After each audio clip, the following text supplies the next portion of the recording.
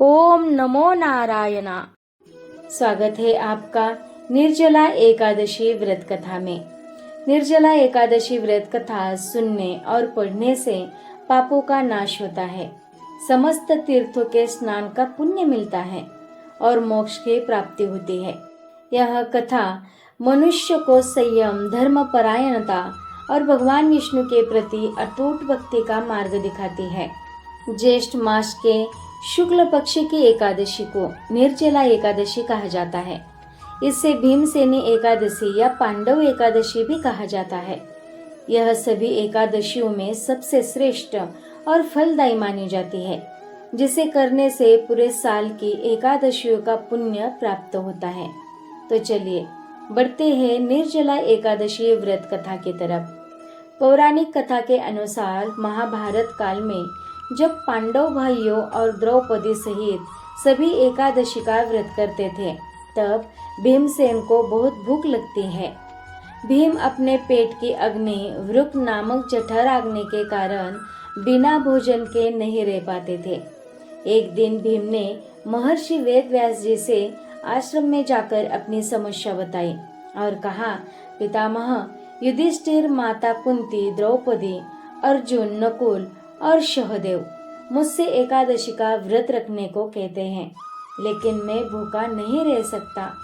आप मुझे कोई ऐसा एक उपाय या व्रत बताइए जिसे करने से मुझे स्वर्ग की प्राप्ति हो जाए। यह सुनकर महर्षि वेदव्यास जी ने कहा, हे भीमसेन, यदि तुम नरक को बुरा और स्वर्ग को अच्छा समझते हो तो प्रत्येक मास की दोनों एकादशियों को अन्न मत खाओ। भीम ने असमर्थता जताते हुए कहा, गुरुदेव, मेरे पेट में जठराग्नि है, इसीलिए मेरे लिए पूरे वर्ष में 2 बार भी भूखा रहना असंभव है। आप मुझे वर्ष में केवल एक ऐसा व्रत बताइए जिससे मेरे सभी पाप नष्ट हो जाए और मुझे मोक्ष की प्राप्ति हो। भीम की व्याकुलता और धर्म के प्रति निष्ठा को देखकर वेदव्यास जी ने कहा, हे भीम, ज्येष्ठ मास के शुक्ल पक्ष के एकादशी का व्रत करो। इस व्रत में अन्न के साथ साथ जल ग्रहण करना भी वर्जित है। यदि तुम सच्चे मन से इस निर्जला एकादशी का व्रत करोगे तो तुम्हें वर्ष के सभी एकादशियों के व्रतों का पुण्य फल प्राप्त हो जाएगा। व्यास जी के निर्देशानुसार भीमसेन ने इस कठिन व्रत को पूरे विधि विधान के साथ रखा। इसी कारण इस निर्जला एकादशी को पांडव एकादशी या भीमसेनी एकादशी भी कहा जाता है।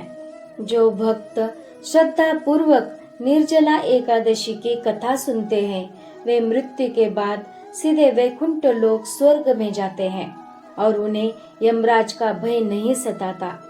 महाभारत काल में महर्षि वेदव्यास ने पांडव पुत्र भीमसेन को बताया था कि यदि कोई व्यक्ति साल भर के सभी एकादशी व्रतों को करने में असमर्थ है तो वह केवल इस एक व्रत का पालन कर ले, उसे वर्ष के सभी 24 एकादशियों का फल प्राप्त हो जाता है। भीम बहुत अधिक भोजन करने के कारण उपवास नहीं रख पाते थे।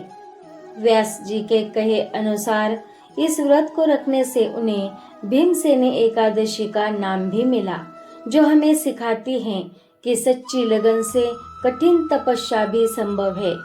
इस व्रत कथा के श्रवण मात्र से अनजाने में हुए पाप और दोष धुल जाते हैं।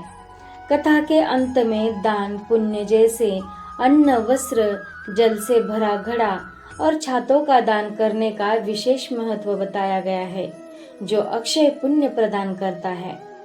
इस व्रत में जल की एक बूंद भी ग्रहण नहीं की जाती। व्रत के दौरान भगवान विष्णु के ओम नमो भगवते वासुदेवाय मंत्र का जाप करना चाहिए। द्वादशी तिथि अगले दिन सुबह स्नान करके पूजा अर्चना के पश्चात ब्राह्मणों को भोजन कराकर और अपनी क्षमतानुसार जल, वस्त्र और फल आदि दान करके व्रत का पालन किया जाता है। तो आज के लिए इतना ही। हरे शरणम। ओम नमो नारायणा।